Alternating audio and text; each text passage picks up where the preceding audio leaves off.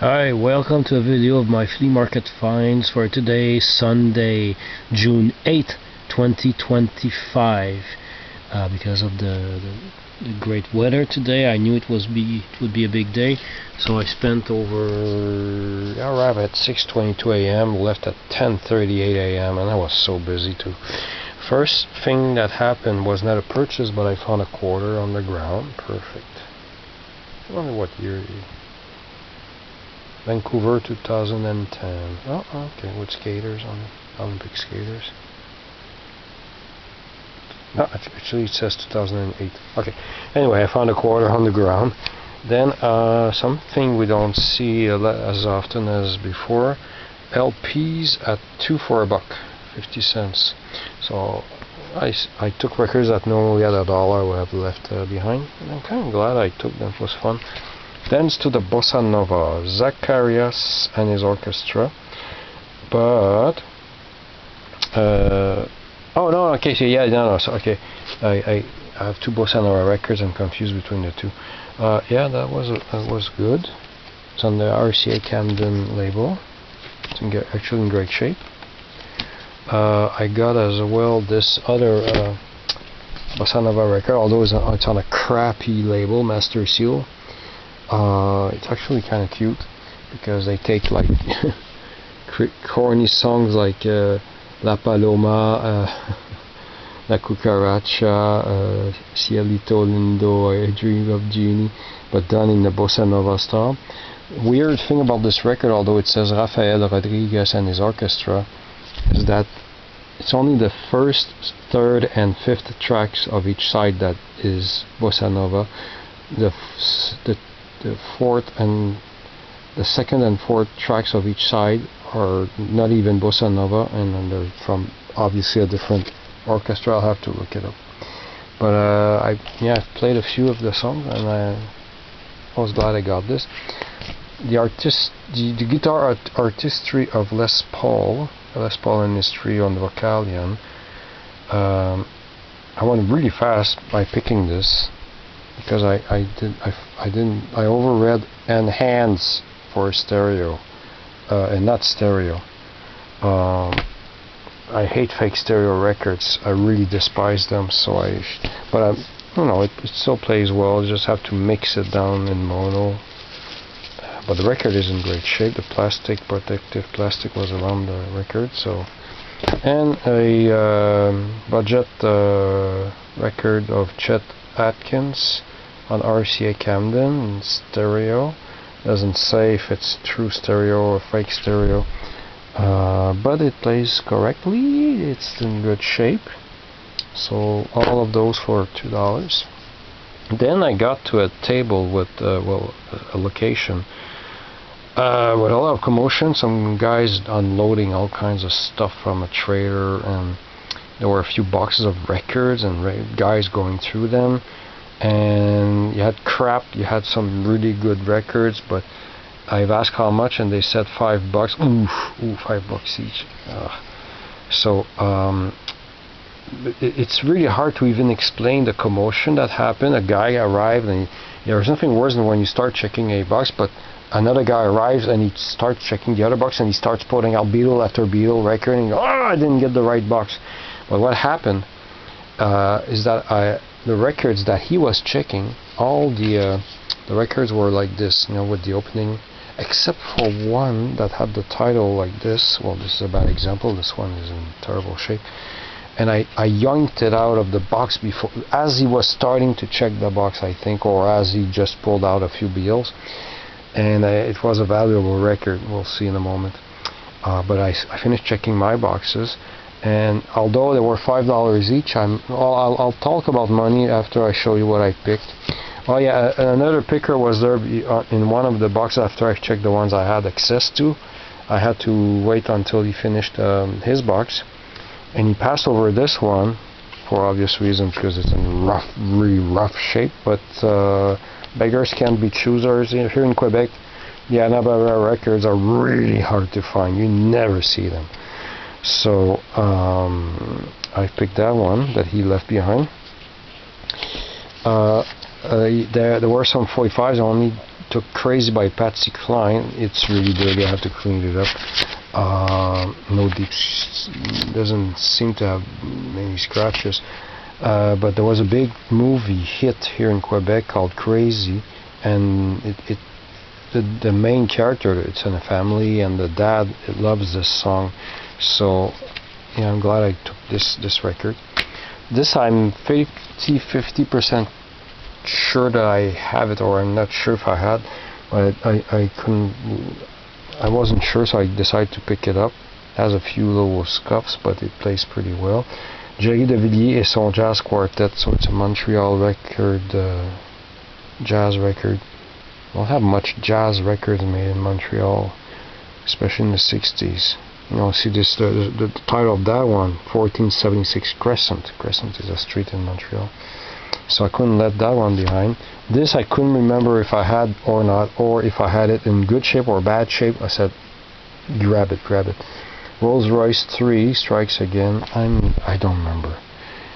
Since my inventory is not all updated and my records are a mess, I did buy some Rolls Royce records that turned out to be in bad shape, some others that were okay. So I don't remember if I had this one or not. I'm almost sure I already do, but I have no idea right now as I speak in which condition the copy I have is, so I'm glad I picked that one up. This is the record that was like this in the box next to me. So I saw Livraison par en yoink. It happened really fast, like it happened faster than I'm telling about it, like yoink. And the record cover is in a little bit rough shape on the edge, but the record itself is in great shape, the inner sleeve as well. And what's sad is I already have it. I already have it, and I probably have 2 copies. But Plume de Traverse records, or since they're not reissued, are worth a lot of money, depending on which one. The 2 I'm missing are worth a lot.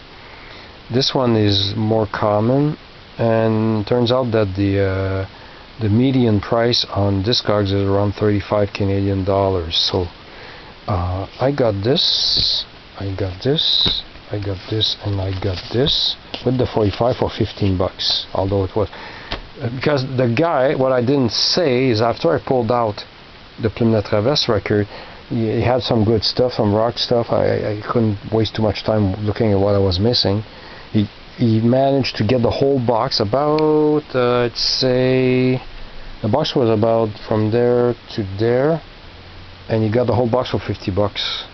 If he had just one more Plume de Traverse in the box, depending on which one it was but he got all kinds of Beatles stuff that I already have, like 70s or 80s pressings, red album, blue album, whatever.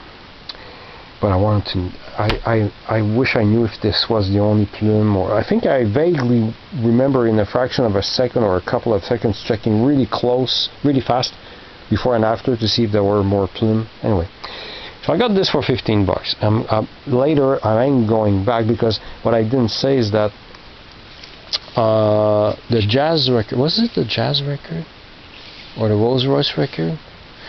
As I was about to finish paying, they dropped another box, and I checked those, and I think that's where I got the Crazy 45. I don't remember. It was chaos this morning. It was crazy. So I went back because I said I'm sure they're going to add more.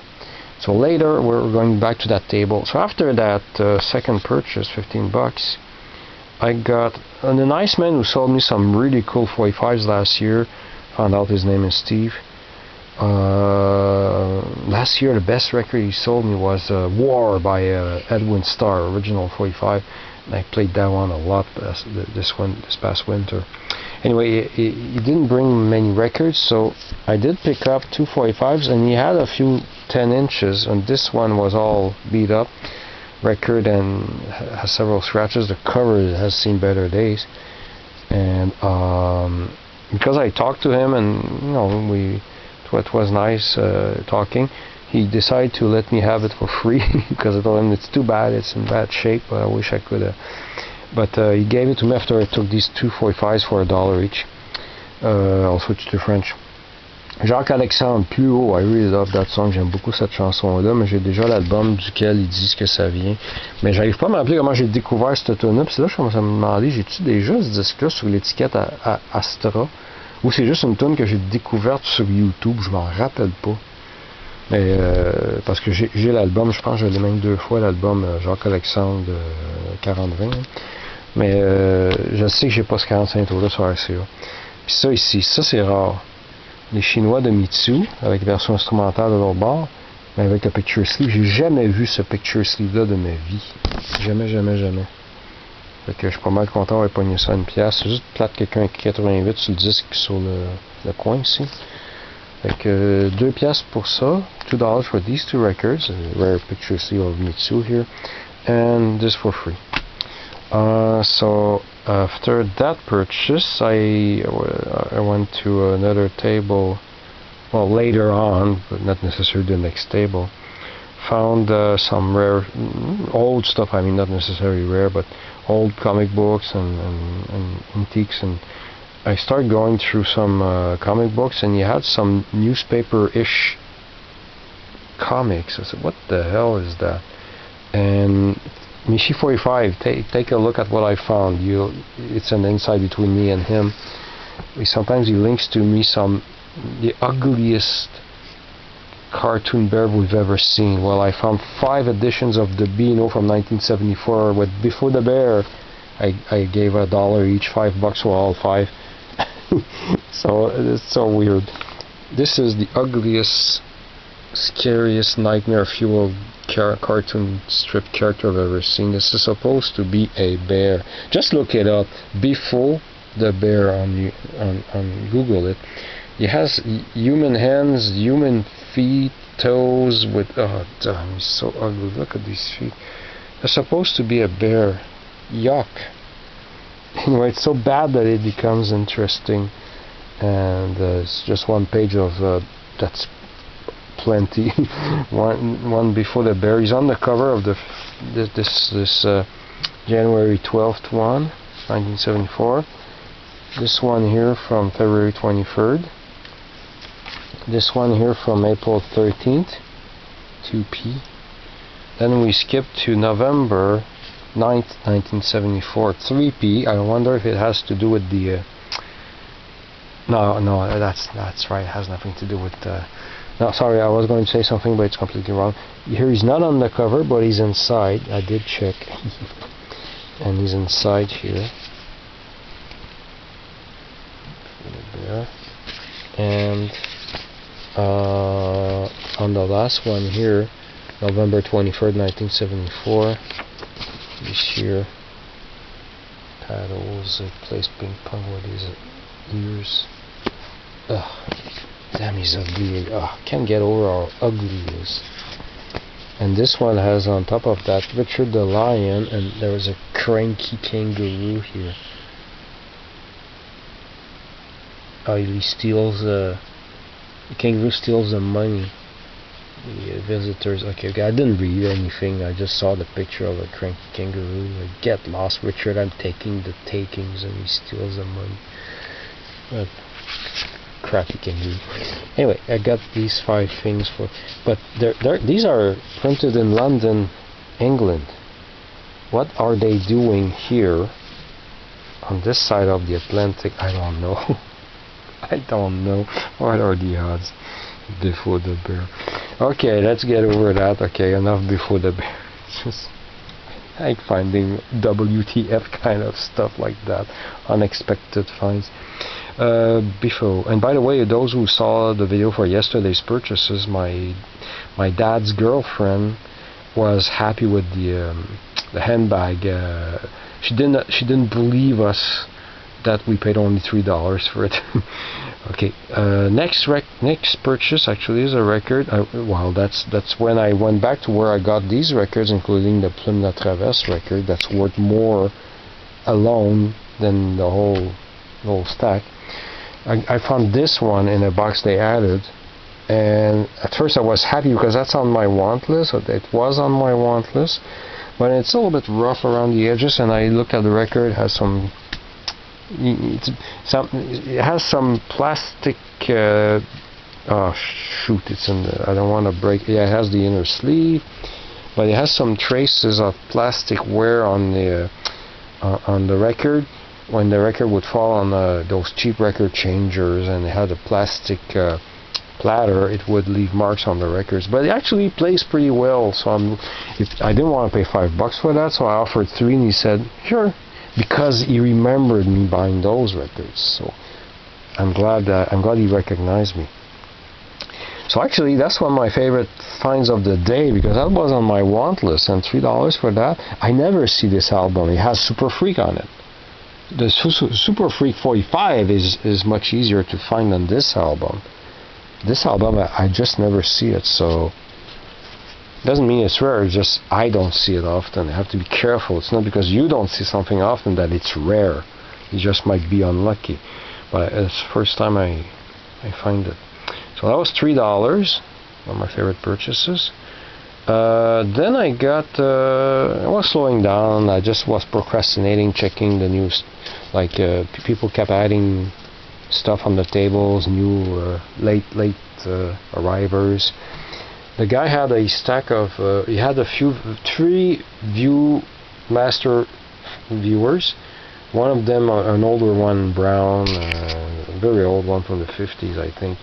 He had a stack of these Viewmaster reels about this thick. I went through them, read all the descriptions here, and I picked 3 out. I checked some in the viewers, like Snow White and the 7 Dwarfs and Red Riding Hood, to see if there were toony ones or more like generic ones. They weren't Disney related at all, so I passed over those. But I picked these 3.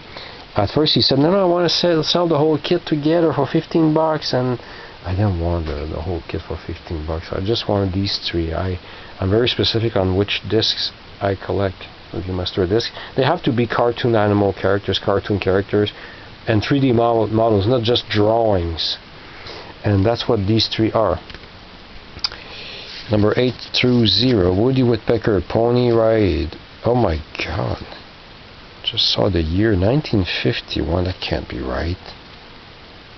1951. Careful, that's a copyright of the character, so I know he was created before that, but I'll check if there's. And no wonder these old ones, the colors don't change. This is Kodachrome. I have it here on the envelope. Kodachrome film doesn't change colors. I have Kodachrome Super 8 films, and the colors are impeccable, especially the reds. Oh my God. Anyway, so Woody Woodpecker, this is number 800, Bugs Bunny and Elmer Fudd, the Hunter. Yeah, 1951. Oh my God, these are old. I had no idea. No idea how old these are. Whoa. 35 cents, 3 for $1 back then. That was a fortune. Oh my God.